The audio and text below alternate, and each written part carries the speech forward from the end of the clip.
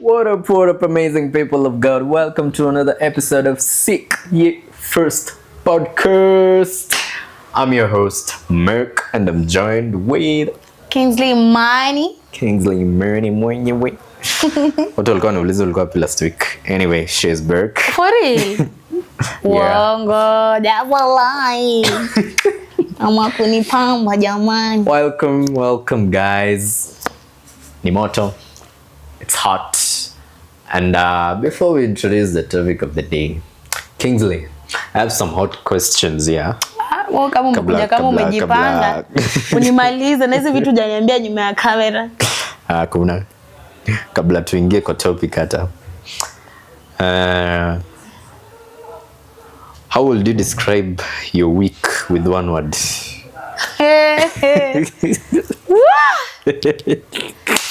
Hiyo ndio imeanza hivyo ni baya. Ni baya. One word. Jesus. Compose yourself. Tissues. Guys, nahitaji tissues. Guys, nahitaji tissues. So, my week in one word. Graceful. Graceful. It has been graceful. It has not been easy. Nani kama nitahitaji hizo tissues. It has not been easy, but it has been great. Graceful. Hapa tunafanya raw and uncut, see it. It's about to get so hot, man. Mtabaki tu ni wa. Ni mbaya. Gracefully. Mine. Yangu. Hey. One word.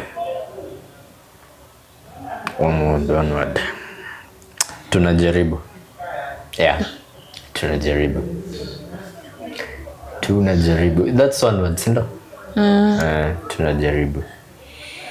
It's not been easy, but you know what? God remains to be faithful. Manze. I thank God for the grace. Yeah.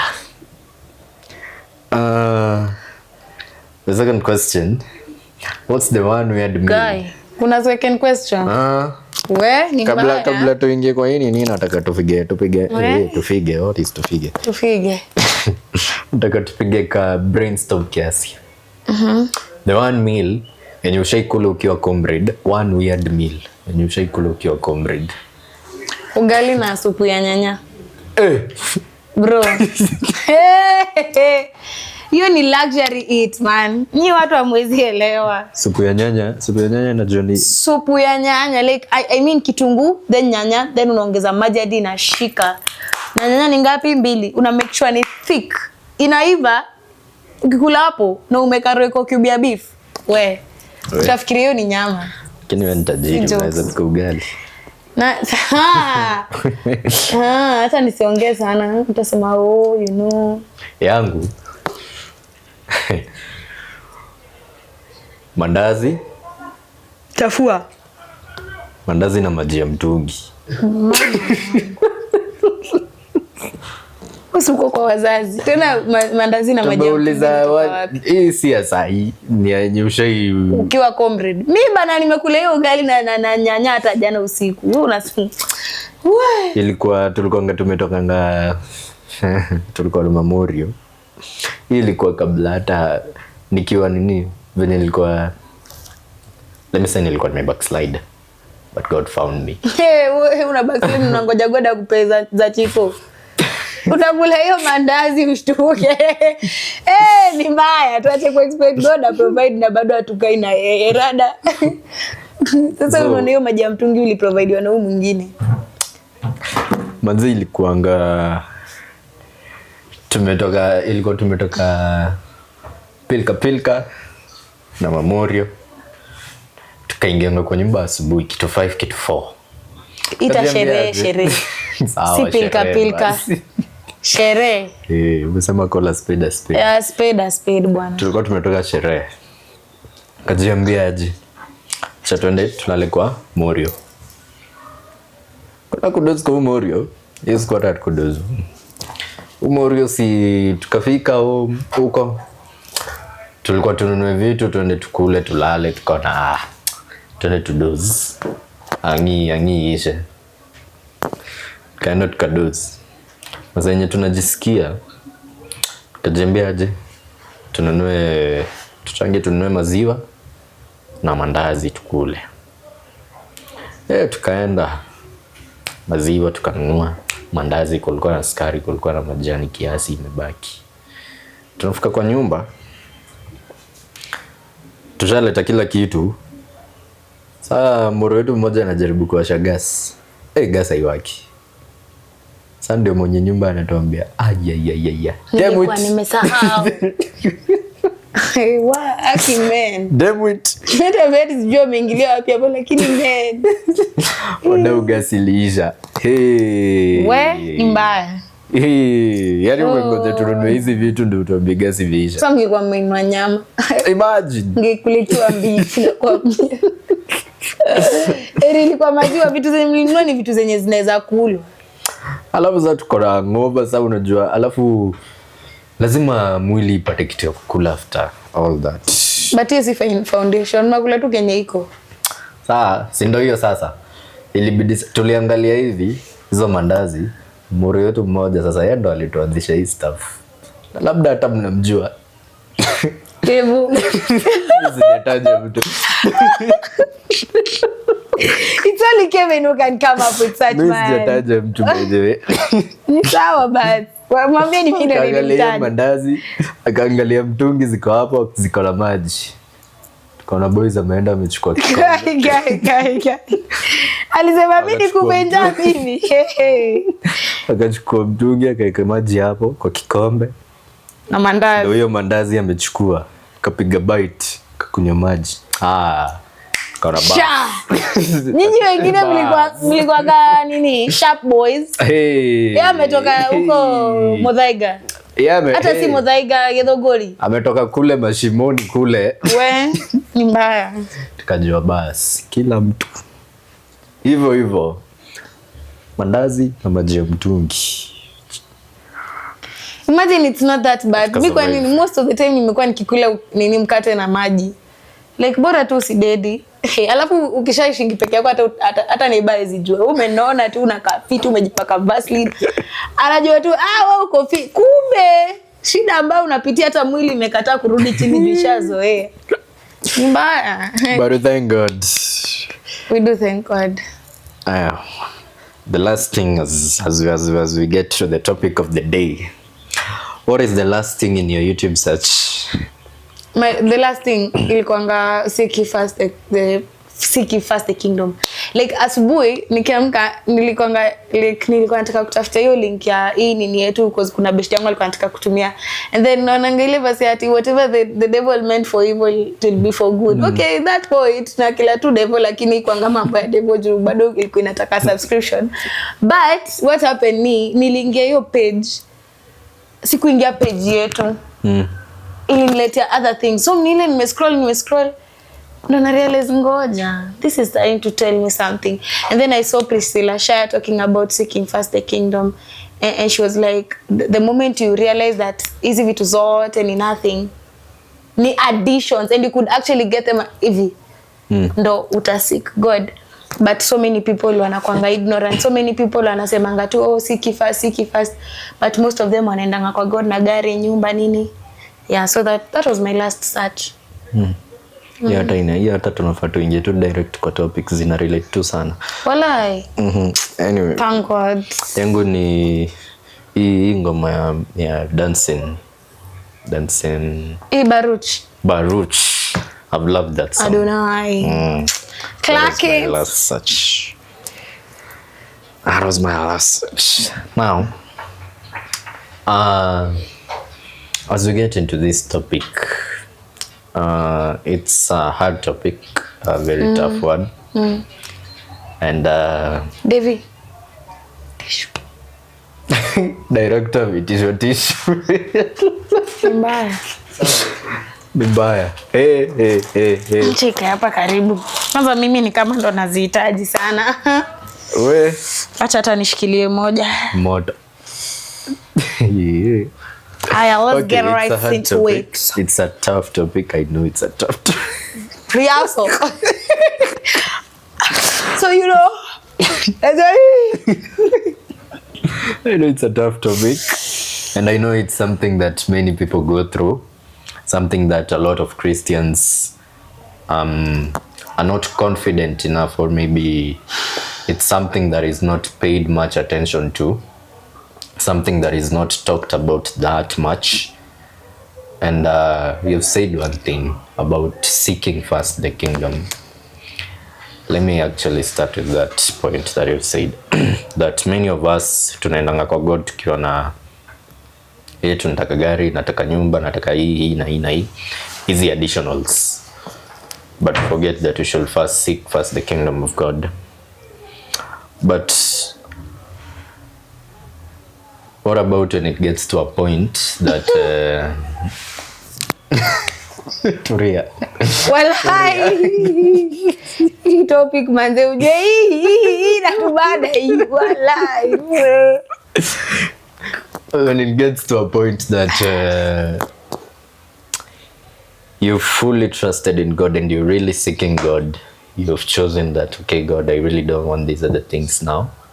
Yes, I want this and this and this, but they can all come after I've first known you fully, after I've first focused on my relationship with you. But in the process of trusting God, there's this part that is not talked about that much. The difficulties in trusting God, the hard part, the hard part of trusting in God, but we still choose to, fix our eyes on Him. What about when it gets to that? But are you in that situation? Have you ever been in that situation? Bombastic. Hey, Jamedi. Ni mimi bado ama ni director ama ni cameraman? Wewe Jamedi. In short, what does trusting in God actually mean to you? So should I explain if I've gotten to a point where it's hard in trusting God? Unaweza unganisha zote uzilete zote. Tissues uko na bundle. I'm a strong girl bwana. So I've been saved since I was 8, and many more altar calls. My backslide. If you're backsliding, the last one was September. Was it September really? Last year. It was actually, it was August, September. It was actually August. So I'd moved out, and I never thought, it was just a small cry to God, zile za baba, I need you. Ni uchague ukuja ama nikuja kama ngoja. Wewe unaweza kuja juu wewe unakuanga serious. Wewe kaa hapo acha mimi nikuje. Wewe unakuanga serious. Wewe kidogo unaweza sema ukuje nikuone hapa, sitaki hiyo mchezo. So he decided to come and I moved out. Nikaenda home, nikaenda kwangu sasa. And then fast forward, he now started working on my life with him. So mimi nilikuwa najuanga tumeokoka, like, but kila mwaka ikianza, I think from 2024, the year was so hard. I remember I had my job at that, but ilikuwa mbaya. Like, job ilikuwa stressful, home ilikuwa stressful. So 2025 ikianza nilimwambia God, hii mwaka ikianza na uniweke kama strongest soldier, usikip tumemalizana. So si akaniweka, akasema sasa basi tumalizane basi, kama ni hiyo tumalizane. Na tulimalizana for a good time of months until it was in August, and then I went to City Lighters, and that same day I rededicated my life to God. So I was like, bruh, I've been doing this, like, I'm going to start next Sunday. And then all of a sudden nikarudi church, nikaanzanga kwenda City Lighters. Alafu nikaanzanga kuimba ile wimbo ya nifinyange. Don't sing that song. Don't do it. The way the Lord gets out lemonade after of you. Kufinyanga tu yani, na baba unataka kuniua. Si wewe ndio uliniambia nikufinyange ama si wewe. It was bad. Sasa kutoka hapo ni ma blessings tu. Yani ma vitu tu smart. Guess what? Oh, the Lord wanted to kill me. Mwaka ikaanza hivi, hii sasa ilianza vizuri, and I'll not mention it on air, lakini we jua hata mwenye mnaona saa hii hapa, he has died to the flesh. The Lord really, walai, ni kama God anatakanga kutumaliza walai. Like ukiwahi ambaye namsee ati kuja kwa God ni kutamu, kudanganya. Kumaura. It's constant pruning and constant pruning. And you have to trust him. One thing I've not mentioned, September nikidedicate life kwa God, hapo August kisha. Nilimwambia ni mimi na wewe. I promise you. Walai Mungu msitawahi kuacha. Walai. Sasa sijimwacha, and it has been very hard. Mkiona nachika hivi mje tu nangangana nisifanye. No, nangangana sana.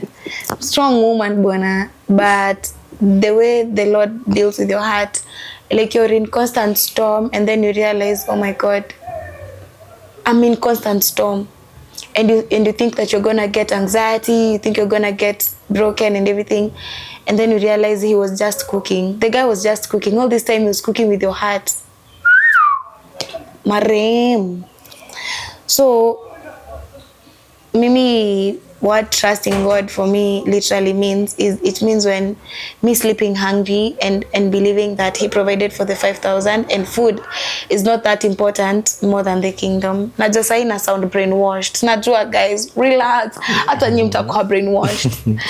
So like, trusting God for me also means that, also looks like me sinning, and not me like going away from God and being like, oh my God, I'm so pathetic. Me running to him and telling him, you know what, I'm struggling with this, I'm doing this, please help me. And him constantly coming through for me like every day, and me actually working towards being a better person. And lastly, trusting God for me means having those broken nights, those nights that people don't see, because they actually don't see it. Mm-hmm. You're constantly tossing and turning kwa kitanda. Hata if you're fortunate enough kukua na hiyo kitanda, ambia Mungu asante. Constantly turning where you are, where you lay your head to sleep, and just asking God, so unataka nidu? Ushaishika ball ukauliza sasa tadu hivyo sasa. Ni mbaya walai. Alafu sasa unaona like the moment una trust God, hautakangi kumwachilia, because God is still something in you. You already know there's something that is coming. But sasa hii process ipatenye aupendangi manze. Sasa uko like, hey, lazima nipitie hapa. Kwani iko? Bana unapitia shida duko. Guy. Ni mbaya guys. Ni mbaya. Mimi I thought God is going to kill me, honestly. For real. Unapiga Ramadhan na wewe ni Christian. Full constant fasting. Unapiga Ramadhan. 40 days. Ramadhan 40 days. Are you still fasting 40 days? Nasikupenda. Na wewe ni Mkristo. Ramadhan wanafungua ufungui. Ni maji ya mtungi na mandazi. Don't joke. Me trusting God for me. Mbona umetumia nini yangu? Watu wa maji ya mtungi watarealize. So yeah, like trusting God. Don't reveal your secrets. You will use it against you. Like manze, trusting God breaks your heart. Walai. That is the part that people don't talk about. Okay. It breaks your heart. It kills. Not, it doesn't kill your esteem. But it does this to you. But it's worth it. Okay, so for me, what trusting God means is I know the world has been very tough to all of us. Not you. Hizi zako by the way. Wewe bana, hata kujifanya for you. Hata kujifanya. Nilijua tu hizi utazihitaji. Na zikibaki hata ni bahati. So si poa. Si poa. And we're just starting. For me, trusting God is leaning on Him when not only when things are good, but also when things are bad, when things are very tough, when things are so tough. Leaning on Him when I feel like He's not there. Leaning on Him when I feel like when I feel like He is silent. Being in the storms and through the valleys, through the mountains, and still choosing to fix my eyes on Him and just saying that, you know what, I know I'm going through this and this, I know I'm in a certain place in life, and leaning on Him, especially when life gets to a place that you don't even understand what's happening, when life gets you to a place that you you find yourself unajipata umejifungia tu kwa room, ama unataka tu kukua solo, utaki kuwa na wase, ukae tu chini ujifikirie. Life ikikufikisha hapo ndio unajiunga yenyewe maze. And especially being this walk with God, it's this part that is not talked about that much, that there's one place I beg to differ, that ama maybe know me later when me labda tazi. But umesema that wase wakiamba kwa God ni kuzuri, labda umesema kijokes. Umesema that it's not that good as people say it, but one thing I know is that it's so good, because in this, for me, trusting in God it's Him shaping me, crafting me, molding me. He is the potter and I'm the clay, so that whatever I'm trusting Him for, He is giving me that capacity. Capacity? What? Hata ni wanani juu sasa hiyo si Kimeru. What do you mean capacity? Sad. So giving me that capacity, that capability ya kuweza kuhold ikitu ene I trust Him for. So it's not a punishment that I'm going through. It's Him actually working on my heart, working on everything that is in me. You see, we normally tell God that there's this verse, Psalms 119, I believe, or 91, that search me, O Lord, and everything that is within me. Search me, search my thoughts, search my mind, create in me a clean heart. It's easier said than done. So we say it, but we don't look at the road that we are going to walk in. You see, even God, I love it when the disciples, as they were crossing over to, I believe it's Galilee, Jesus was with them in that boat, but He was asleep. And there were the storms were there, they were beating, but He was asleep. See,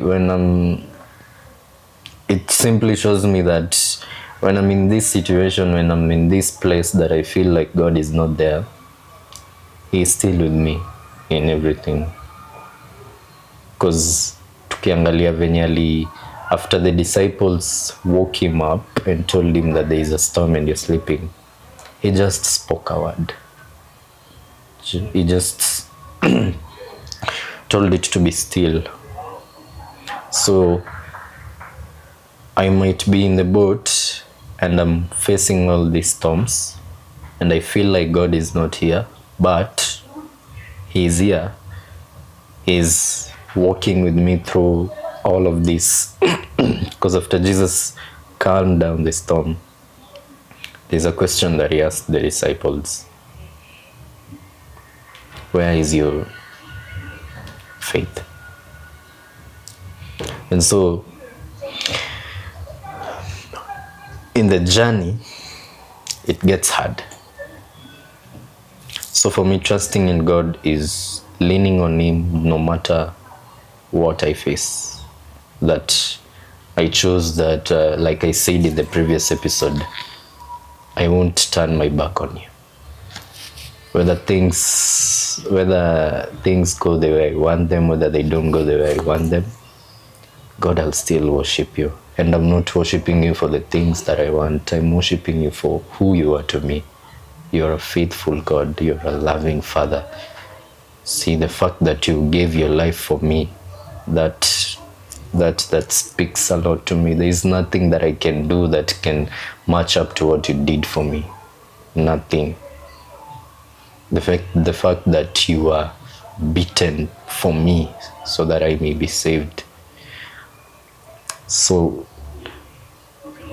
it's just simply leaning on God when nothing is okay.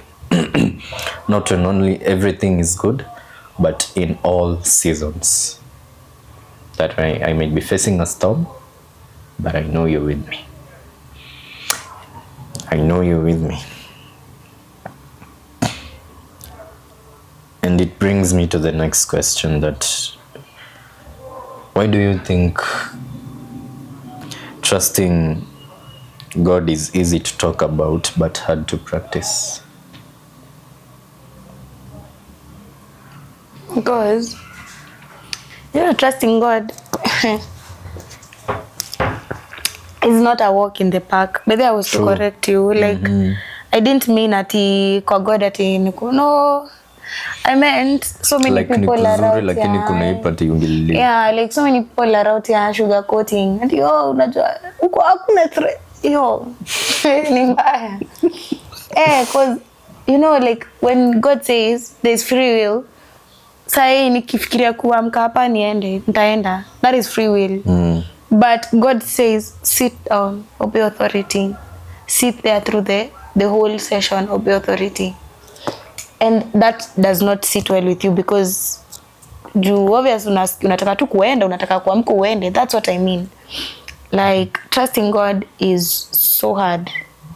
God could actually literally tell you, give your whole salary. Yote, usilipe rent. Na tuko Nairobi.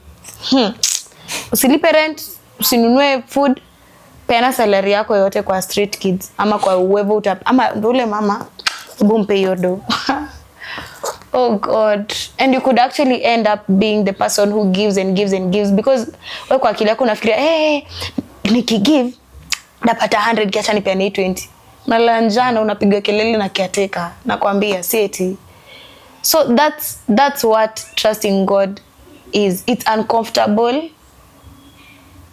I don't want to say demoralizing because it also like builds character, but God achangi mtu aibishe though.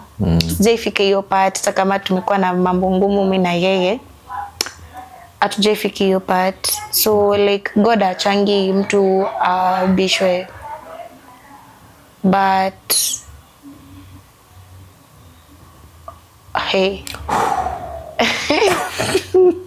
Sita leo nikiongea manze. Where? So, but trusting God is hard because it just tests who you are. Very true. Test your character, it tests your resilience, it tests your walk with Christ, it tests the posture of your heart. It tests like how do you retaliate. So like ukirushiwa kofi utarusha. Of course utarusha. So trusting God is quite hard.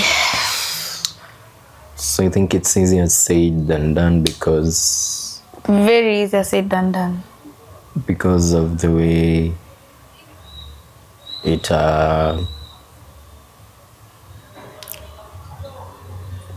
Because of the way it... Because of the what? Because of the way it... It's easier said than done. Why? Because of the waiting. Why is it easy to say that because it a good test. But it's hard when to practice it. It's hard to practice it. Because it's hard because ni itakutest. Kwani kitu inakumeka uncomfortable utataka kukaa hapo? No, utakaa hapo. Walai me and si rahisi lakini tuko at least sasa tutasema nini banze no koheriama si eti hapa tuna dedi tu na ngamka you die you come back by the time God is done with you you have died to the flesh man nakwambia like you don't feel the lust you don't feel the hungry bwana unaambia tumbo silence in the mighty name of Jesus na unakata 3 days of skin jabra like whatever God is doing is of value but mi wa like God angekwanga na helpline ningempigia tu why daily like no talking because unataka niongee niseme nini unajua kila why and they have a good day nakata acha ni crash out kila siku nanunua tu credit nikikosa credit I walk miles to where he is because Mr. Danganya guys working with God is so hard. It's so hard. Nakwambia atakutest financially, atakutest spiritually, atakutest character. This man just guy is how no way. It's fine. For me, I think it's easier said than done. As you've just said it, it's easier to say it, but we don't think of the journey.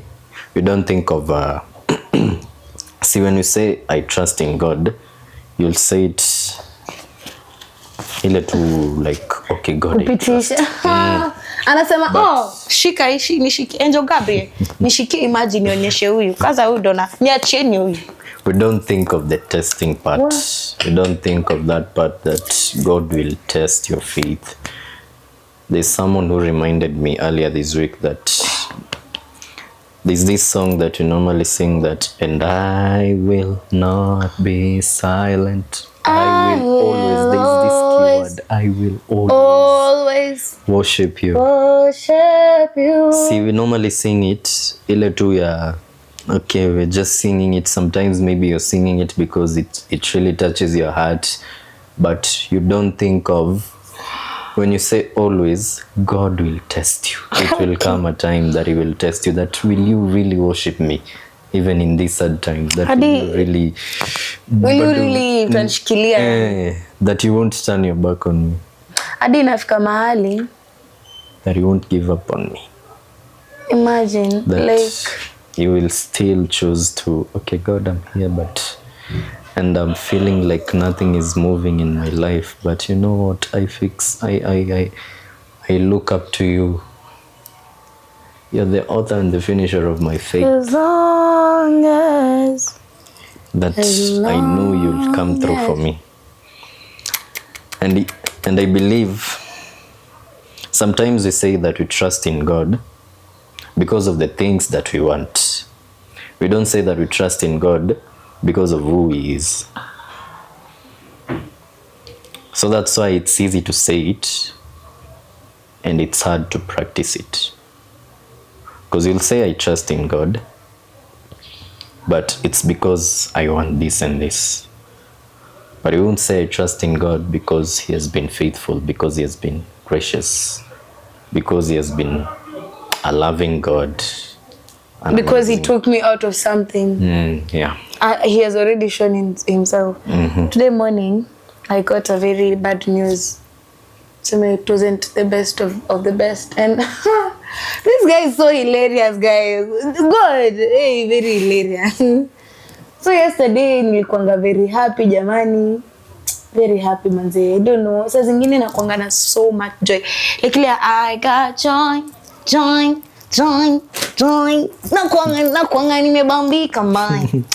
So yesterday was one of the days nimeamka morning na feel kama this day is very optimistic nini. I even had a hair appointment. We thank God. Thank you so much, T. Mbona venye na glow? Mbona venye aki na ni venye naangalia hii side kuna kitu hii side naona ile kitu hii side. Yeah. Nilikuwa nimefurahi. Thank you so much Tilly, shout out to you. God bless you. So I was so happy. I was feeling like, you know what, God is literally answering my prayers. And then God was like, akaniguzia some of the message that I got this morning. Ako like, na ikifanyika utadu. And I was like, yes. Wapi? Morning asubuhi before chai. Good morning. That is the news I was waiting for. And I was like, what? Mbaya, my guys. So God had already given me that. And I think he wanted to see how I would react with it. Kitambo, mimi nimekuanga ule mse mwenye I don't sit in the discomfort. Walai. No, mimi nahepa. Don't joke. Naenda kununua maziwa na sirudi. So like that news affects me like directly. And I'm a very happy person. But sasa niko like, okay, sawa. Nika receive news.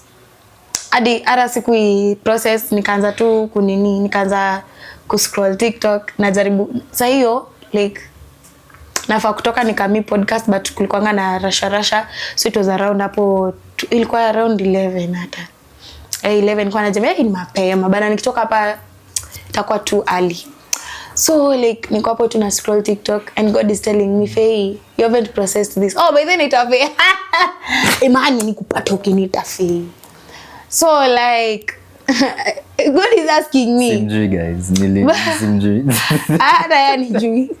So like God calls me Faith, like Faith Ivo, and it's like, Faith, you have not processed this. I'm like, who?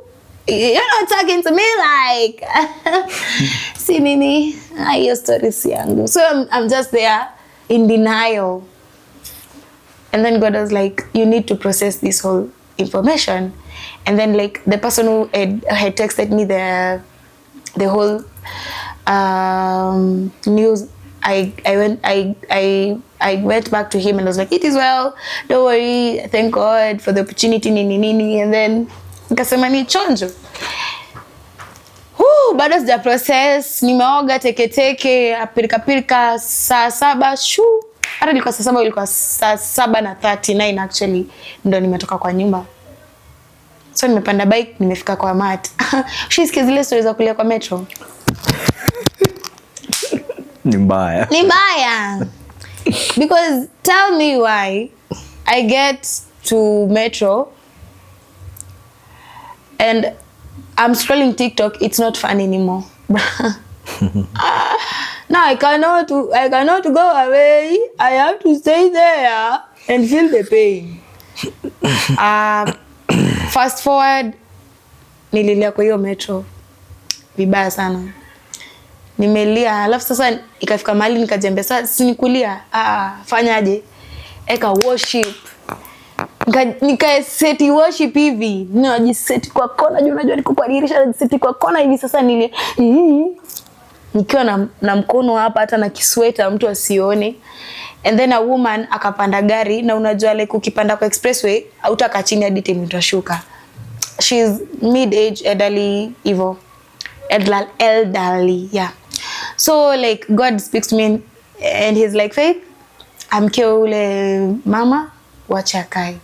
And I'm like, what? So it is not enough what you've done in the body. Now you want to kill me with standing for almost an hour. I was like, chonjo. Nikasimama nikamwacha akae. And nimesimama hadi tao.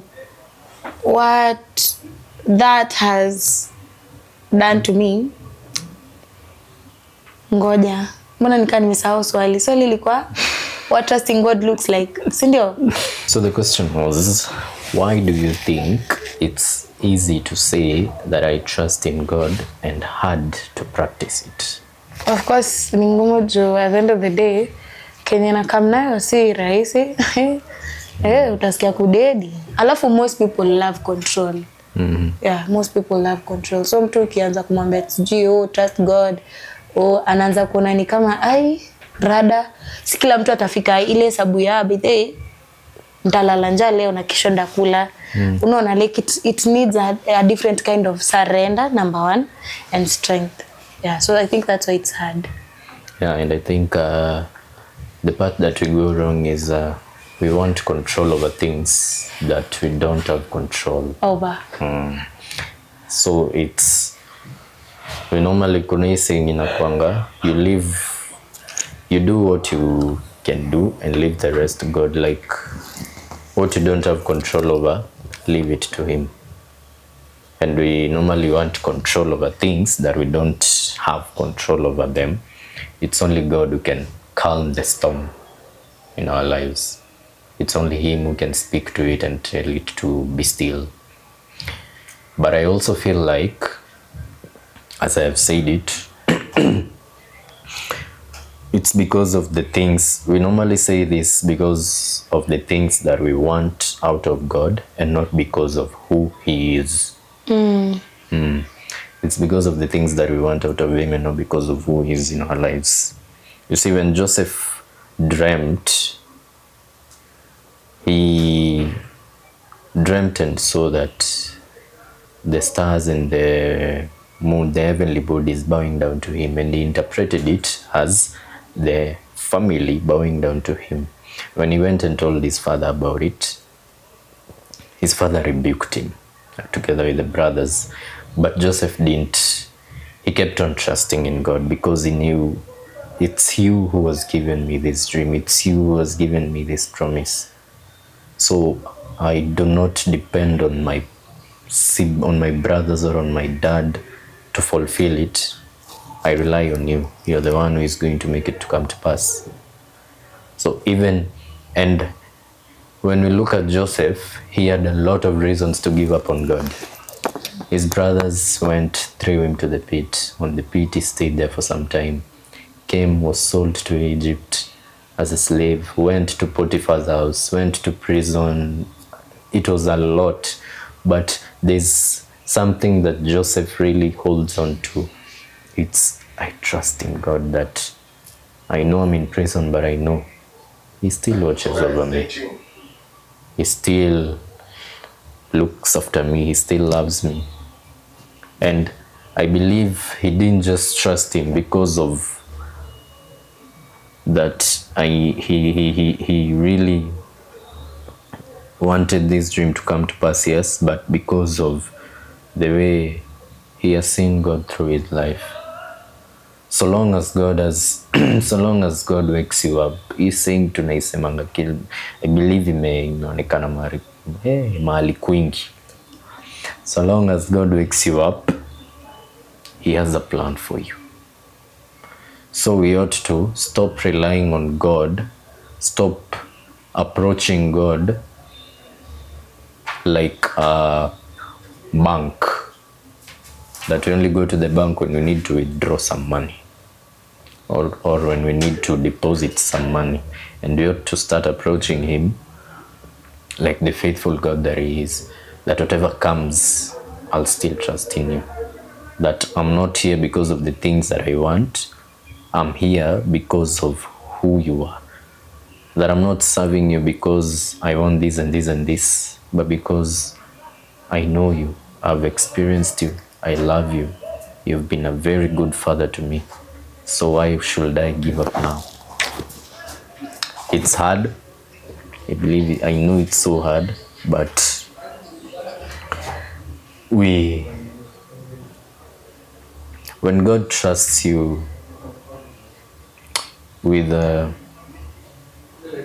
storm, he won't put you in a place that he knows you won't be able to come out on the other end. He's always there with us. He's always walking through with us. And there's a question that many people maybe ask themselves. Can you still believe it? Can you believe in God and still struggle to trust him?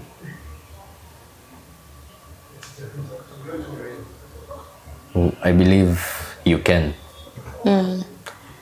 Because the journey, the salvation journey, the journey to our aim is to see Christ at the end of it all.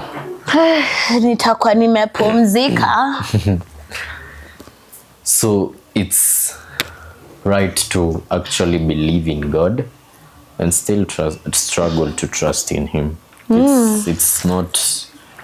It's never a walk. It's not a walk in the park. Me actually, my trusting in God started after this sermon by Pastor Wambo. Ulikuwa hiyo sermon ya faith, ilikuwa Sunday ya Glow. Hey, she started listing artistic faith, factual faith. Niko tu me I never knew actually. Me hata ungeniulizanga ati mi nakwambia mi natuanga God ndo ananilindanga. Maybe hata mimi ndo nimekuwa nikicarry things on my own hands. That's why nilikuwa kama brother. And then a friend of mine has been challenging me. Can you let God show you how a man is supposed to treat you?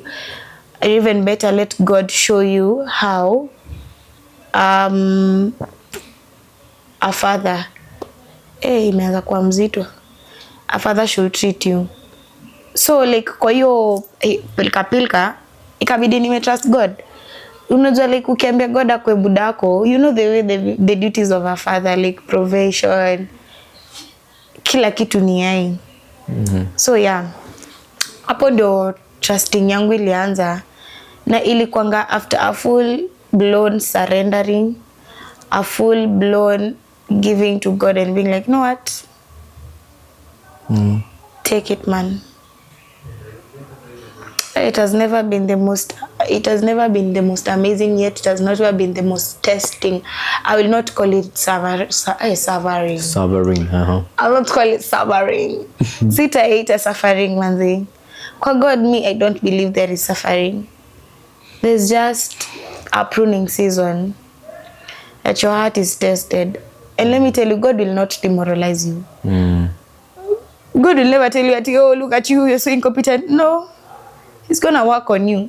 In that process, utalia, yes, but he's gonna literally work on you. And I feel like it's at this place that is more closer than ever before, even though we don't feel it.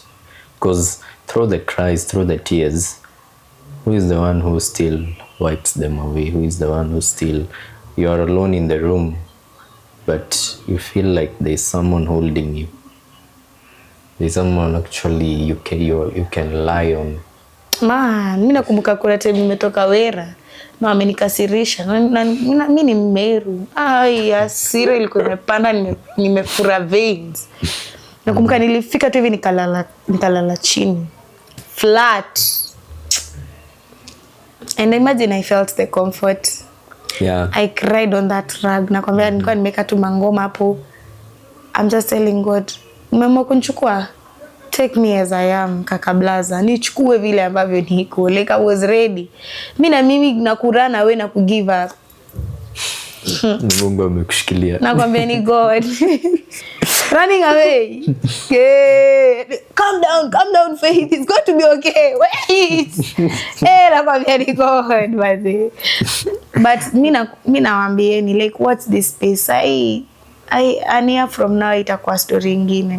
Watch this space. Mimi nawaambia. Mimi najuanga. Timing bomb. Na kuambia by the time God is done with us, itakuwa story nyingine. We were just going to be at a very better place financially, spiritually.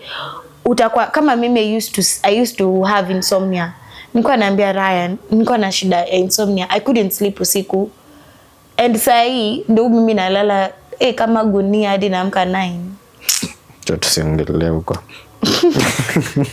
So I thank God. Imagine God anaendanga kitoa vitu hadi unakuja kurealize, life yangu imechange. Make sure uko present. Present. God akichange vitu zinakam. Everything has to be in suffering. In 1 Peter chapter 2 verse 19, if I'm not wrong. Inaongelelea venye we get to be co-heirs with Jesus Christ. Like, we get to be co-heirs with Jesus Christ after we have gone through the suffering. The reason why Jesus Christ came to earth was not because ati atubambe tuone why Yesu alikuwa ngana tundevu na tunywele smart. No, it was for him to show us that suffering is constant. The Bible says The kingdom of God suffers violence, and the violent take it by force. And when it comes to when God is molding me chunju, but when there's certain things that he can come to me, itakuwa moto fire ngine ngori. So at the end of the day, like, be vigilant, be alert, follow God. Utatembea na kiatu hata itararuka guys, lakini acheni niwaambie, watch this space. God akianzanga kuku unfold inabakingi story ati usikie udema alikuanga sijui sinaonaendesha miezi anafanya forex, si forex. God akianza kuku unfold hizi vitu zote utapata, but time yenye unafaa kukuwa most present ni time yenye unapitia, cause the moment una miss class utarudishwa class. Mimi nawaambia utarudishwa class. Say that as you're going through this, instead of asking why is this happening to me, get to learn. Yeah, what are you trying to teach me? What are you trying to teach me through this season? That is how you're going to realize, by the way, God has to take me through this because I've not been trusting him enough. He has to test my faith to see if I have been able to trust him. And it's the most it's tough, yeah. Say it as it is. It's the most it's the most tough season. Walai, because you're just, unajua God haizi kuja kai na wewe hapo physically umuone hivi. So you're just alone. You can't tell anyone about your problems. Or rather, hata una feeling saa zingine ushaona ni kama ukipigia mtu. Ushaona ni kama ukipigia mtu anasema, "Ni pesa anataka." Nakwambia ni mbaya guys. Like, nafika mahali uko tu kwa hiyo season, uko peke yako hapo, unaita tu God. Nimeambia tu hata unaambia God asante kama uko na hiyo bed, kama uko na hiyo seat ya kukata hiyo kapeti ya kulalia, ukiambia God uanga. It brings you to a place that you're so grateful for things that you never pay attention to. As you said, it makes you thank God for these small things. Hiyo bed uko nayo kulalia, hiyo nyumba yenye uko nayo kuenda kila siku, for the food that you eat every day. It thanks you, it brings you to a place that, you know what, like I feel like God anaanza kuonyesha how good I've been to you. So why are you not counting on me? Why are you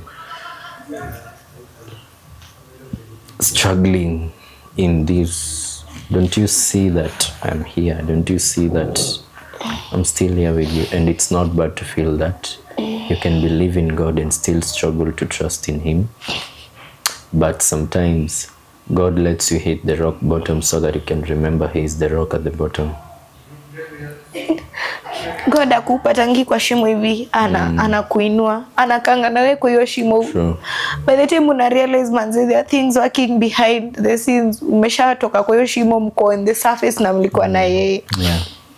So just believe, like. And so even when it's hard to wait, when it's hard to trust, when it's hard to do all that through a season, through your walk with Christ, don't give up on him. He is the rock at the bottom. He is our refuge. He is our fortress. I believe he is everything. So he still remains to be a faithful God. If you're out there watching this, then maybe you're struggling to trust in him. You're at a place that you feel like, God, I'm at a place that I don't have any direction. I don't know where to go. You've tried everything in the right way and you feel like maybe I should change some things. No. I said it in the previous video and I'll say it again. Don't change anything. Just pray for grace. Pray for him. I had Selman preaching about this and he said when God gets you to that place, it's because he is working on you. It's because there is something that is unfolding. Big that glad. Not people that see wengi wataiona. Big glad, imagine. Hakuna kitu poa kama kukua instrument ya God. be very glad that he is working. That si wengi wana realize kenye inafanyika, but only God knows what is making in you. He is building that capacity. He is building that. Your spirit man is being built up in a very good way that you yourself you won't believe. So I'll just tell you, it's hard. I know it's hard. We know it's hard. We have been there, maybe we are there. But don't give up on him. He won't give up on you. He says, I'm waiting. So come to him with that brokenness. Come to him the way you feel like he's not around. You feel like he's so much gone. Tell him, be vulnerable with him.